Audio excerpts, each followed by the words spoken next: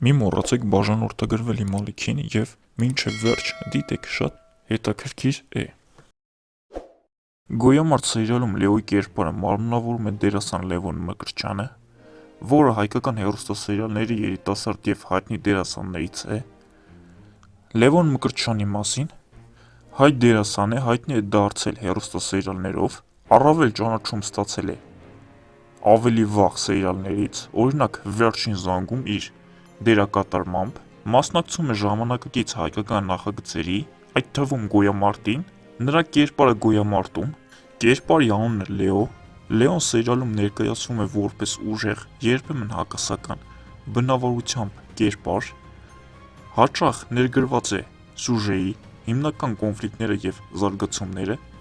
հետաքրքիր փաստեր։ Լևոն Մկրտչյանը բավական ակտիվ է նաև շոու բիզնեսի ոլորտում և հաճախ հայտնվում է լրատվամիջոցներում իր անձնական կյանքի ու